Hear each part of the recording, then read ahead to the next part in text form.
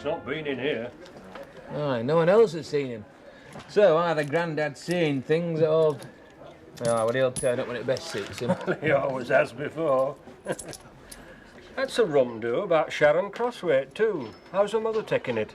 Like the rest of us. Don't know what to think. Matt? I'm only telling you what I've seen. Well, I don't know. Ooh, I could do with that. Cheers. What's on with Barney? Oh, he's on about light up at Old Mill. He sees it most nights from his cottage back at Little Wood. Well, didn't you tell him it were only old trash bedding down? Ah, he's seen him going up there. He can't understand why we don't chuck him out. Ah, he does no harm. Anyway, it's about his time for moving off now. You know he never spends more than a couple of months up here at most. He's been splashing a lot of money around. Folks are beginning to wonder where he gets it. Ah, well, I were in here last week and he was chucking a fiver about for whiskey and beer. Yeah, he's been spending in shop too. Thing is... What? Well, you know Sharon drew that money out at post office. Oh, get on. Well, that's what they're saying. Hinting at any road. You don't mean... Oh, come on. Sharon's packed her bags and left home. I don't know where she's gone, but they're yards to ninepence. She's not gone to trash. They're not saying she's gone to him. All they're asking is where's she gone and where's Trash's money coming from. That's what Barney's just told me. You mean they think that Trash has done her in? No, they're not saying that exactly, no, but... That's ridiculous. Well, I dare say. But that won't stop people round here believing it. And how long before Beryl hears it? Won't do her peace of mind much good, will it? Sit. Sit. Here you are, see? She's got intelligence. Got a fat tum and all. I reckon you're overfeeding her. Oh, don't be daft. Give her a couple of weeks training. She'll be a Couple of weeks, what? Training. I'll start training her properly next week. What, are you going to run round 30 acre with her? I'll teach her to fetch and carry. You wait. She'll be eating out of my hand inside a month. As far as I can see, she'll eat anything out of anything now. Job is stopping her eating. And mucking on the rug. Hey, she's never mucked on rug. Only because I moved quick and got her out in time. Well, she'll be all right. She can train all right. I know, I can tell. What are you going to call her? Ah, well, now, that's the problem. I've been turning over several names. Sounds like our lads are back. More time. You ought to be in bed. Aye, well, I'll give you a hand table first. Hey, I can manage. You get off. Hey, Mr. Wilkes hasn't been down today, has he? That's true, he's not. Happen he wants a day off from us. You'd like to find Jack and get Matt to a farm sorted out, I know that. Saw it through to closing time, did you? Makes a change. Night out. Mind she don't bite. Ah, come a day she will. I thought you'd be in bed, love. I didn't notice the time. Do you like it? Don't look big enough to fit a doll. Mum's doing pink. Make sure one of us is right. You wait till she's trained. He'll never train her. She's a daffy. Eh? You've only got to look at her. Never stops trying to lick your face and wagging her little tail. She's a puppy. It's what all puppies do. Oh, no, you can tell she won't grow out of it. No, she's a daffy, all right. Daffy be hanged. She's got more brains than you have. Dad, take it easy. Not that that's saying much, what you got in your boots. Good night, Annie.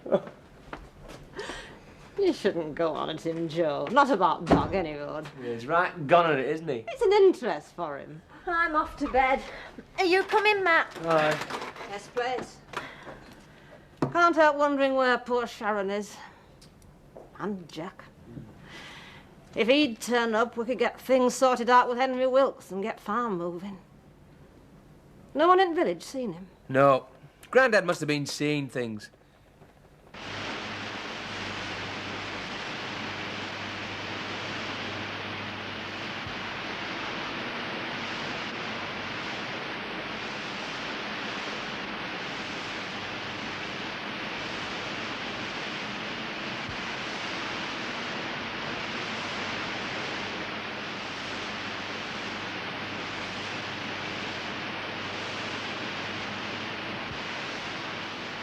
Jack? Jack Sugden. Well. Are you home on a visit? In a way. Oh, yes. Your father's grave. I remember you couldn't get to the funeral. Oh, I was here. Well, over there. Watching from afar. I don't like funerals. They remind me that death is the final indignity. Well, to me, of course, there's nothing either undignified or final about death. Someday, perhaps I'll convince you of it. It's not been for want of trying in the past. Oh, well, you were very young then. But now, I read your book with great interest. It's the first novel I read for years. And the last, very likely. Oh, no. Look, I've got to dash. I've got an appointment. Look, why don't you pop into the vicarage tonight and have a drink? Mrs. Ruskin will be delighted to see you. Is she well? Oh, yes. You know, you were always quite a favourite of hers, but then she has, for a vicar's wife, rather a free-thinking outlook. Will you come tonight? Well, could we make it Friday? I'm in the middle of something at the moment. Well, of course. Friday, then. Any time after 7. I'll look forward to that.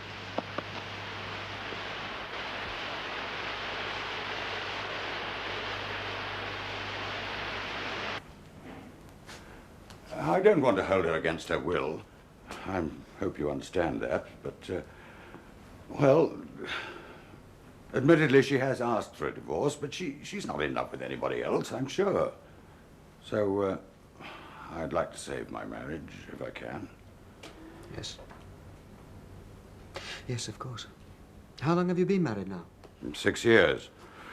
I married a little late, I suppose, but, well, until I met Laura, I hadn't really... Well, I didn't give it much thought. You've no children. Is that by choice? We never talked about it. Don't you think it'd help if you did? I rather expected Laura to bring it up if she was interested. Oh? Why? Well, it is the woman's province, isn't it? Well, if you wanted children, wouldn't you tell her?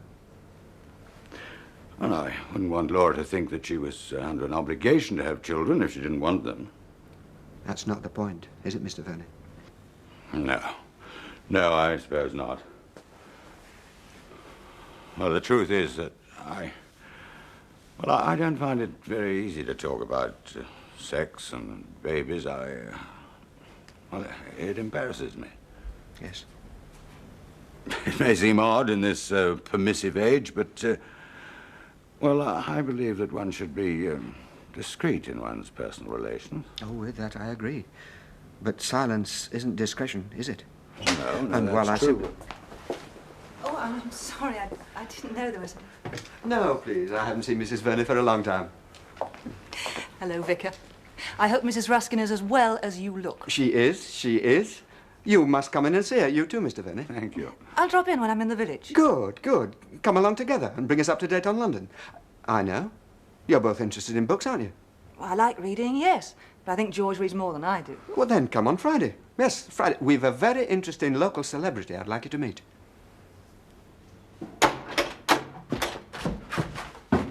It's just came in. Here. Where's it done? Well, what's in it? Books, odds and ends. Yeah. You get somewhere else, have you? Huh? You said you lived here. Who has that come from, then? London. London. Yeah. It was there before you came here, didn't you? Why don't you just come out with it, Trash? What do you want to know? You got 2 homes. Two places where I sleep, but I'm giving this one up.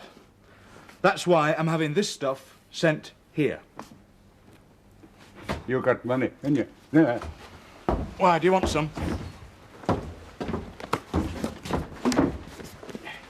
Many more of those and your teeth will fall out. Great country.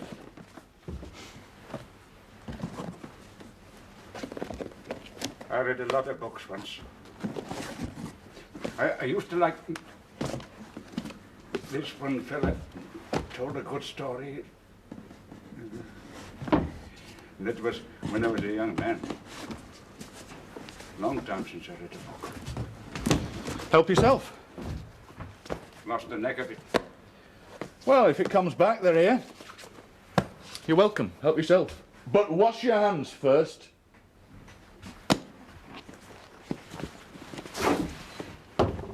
Any of them yours? All of them. You wrote all of them? I see. No. I own them. Yeah, but you rent them, don't you? What do you do?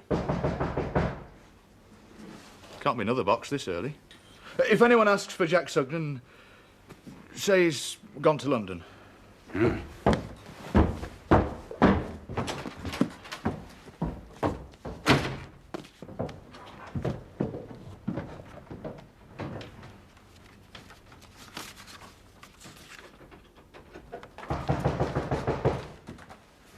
What's the matter?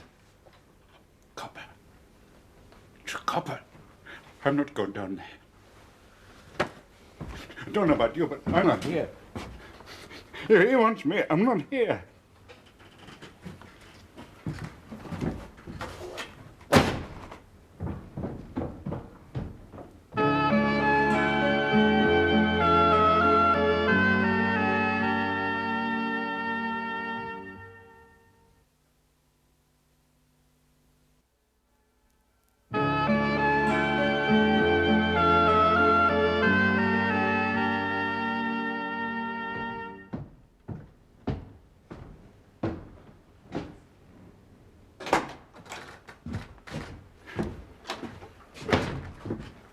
What does he want? You. You spending all that money in Beckendale made him curious as to where you got it. They think I stole it? I should have realised it'd raise eyebrows. Now they'll all know I'm here. They got no right to say that. Who will know you're here? That shouldn't. Ah, it doesn't matter. They'll be bound to know sometime. You on the run? Are you? I never been in prison, and I never hurt anybody. I never taken anything from anybody. All right. Didn't he know you?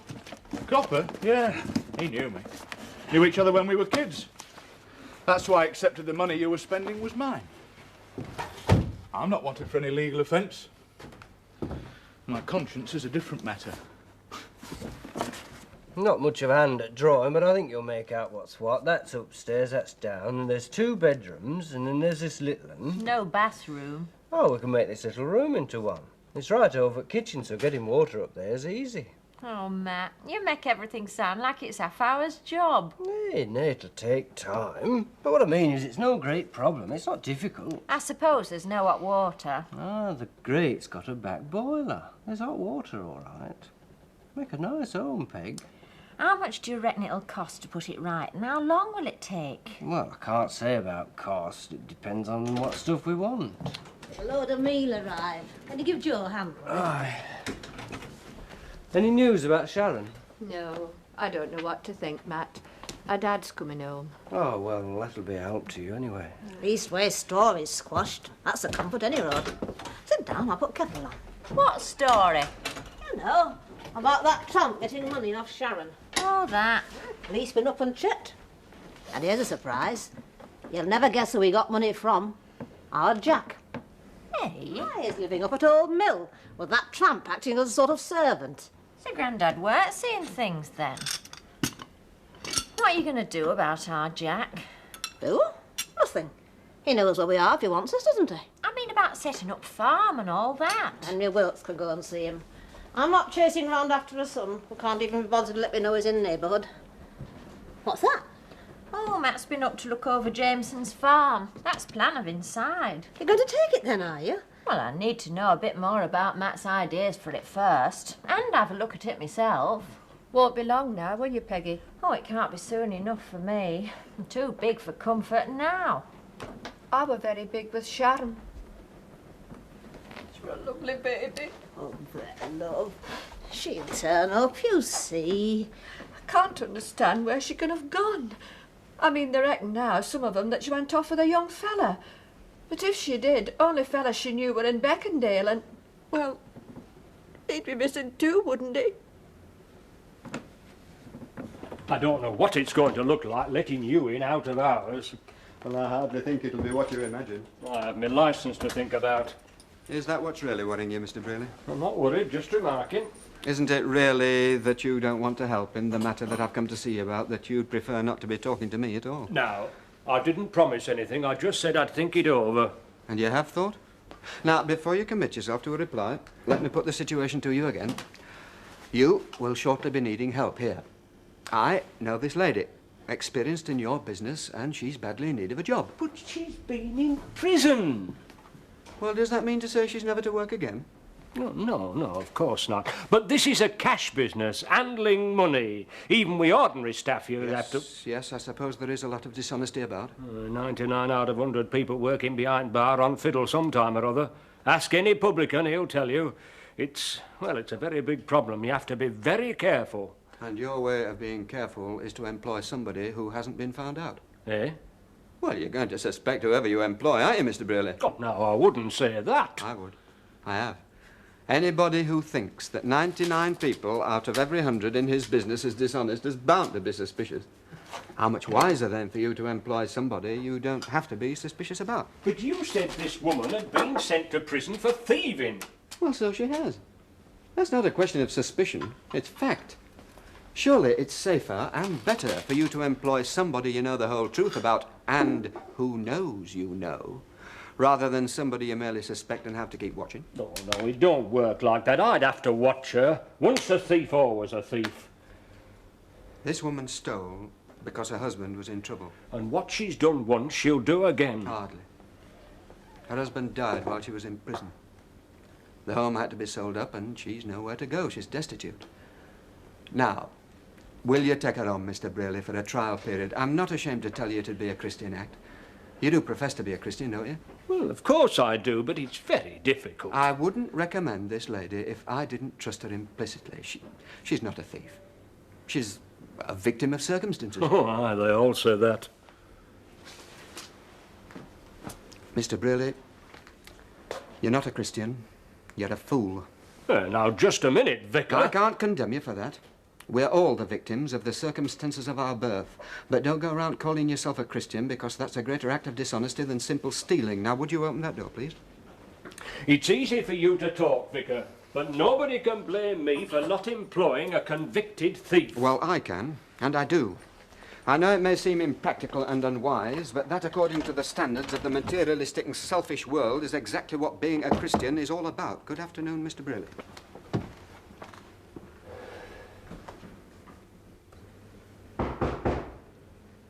We're getting a lot of visitors today.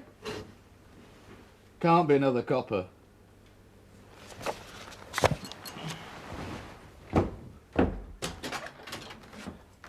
If you've never stolen, never been in prison and never hurt anyone, why are you so afraid of croppers?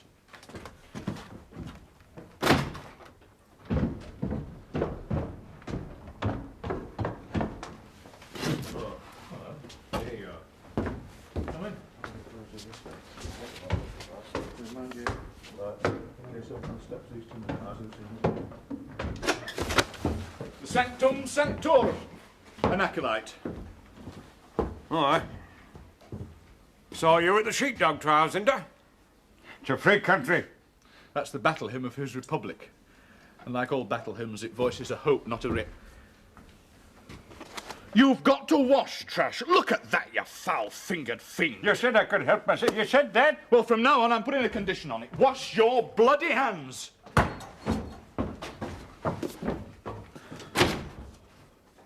Funny fella for you to pick up with. Oh, he was in residence when I returned. Would you like a drop of this? Thanks, I will. Got one or two questions I'd like to ask you. Not very elegant, I'm afraid. I haven't got my stuff here yet. You staying on here, are you? Well, let's say I've no plans to live elsewhere at the moment. But I'm becoming more and more a creature of whims. Last time I saw you, your whim was to go off with my daughter. What happened to that one? Marion didn't write to you? She's written to me, all right, several times. Told me about the weather, where her cabin is, what she's bought, where she's been. But not a word about what happened between you and her. It's fairly obvious nothing happened, isn't it? All right, why nothing happened? Am I going to get nothing out of you, either?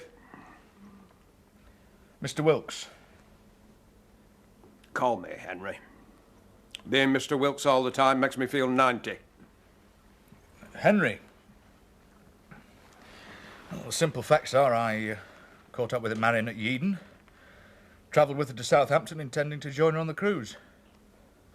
Unfortunately, and as usual, we found that our outlooks were completely incompatible. We had a very nice row, as usual, and I was left standing on the quay. That is the truth, the whole truth, and nothing but the truth. So you'll not be getting married? We both agreed, for different reasons, that would be a disastrous experiment for both of us.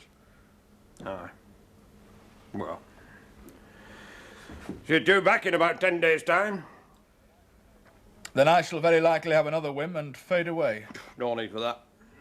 As I've more or less decided on the simple life there is. But I'll cross that bridge when it comes to me. How's Mother? Wondering what the hell kind of a son she's got who can't be bothered to drop in and say hello and he's not half a mile away. And the farm, have you set everything up? We can't go ahead till we've got your signature agreeing to the other's share in Emmerdale. The company can't be formed till they've got legal title. Where do I sign? Well, Peters has got all the papers. Do you want me to make an appointment for you to go down there? Do we need an appointment? Well... Can't we go now? Have you got your car here? Ah, can't see Peters objecting. Make you some tea.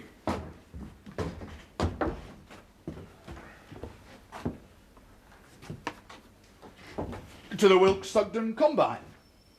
Aye.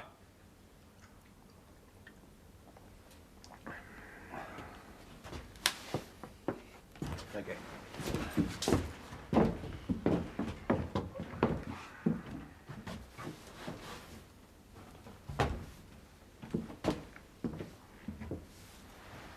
Help yourself.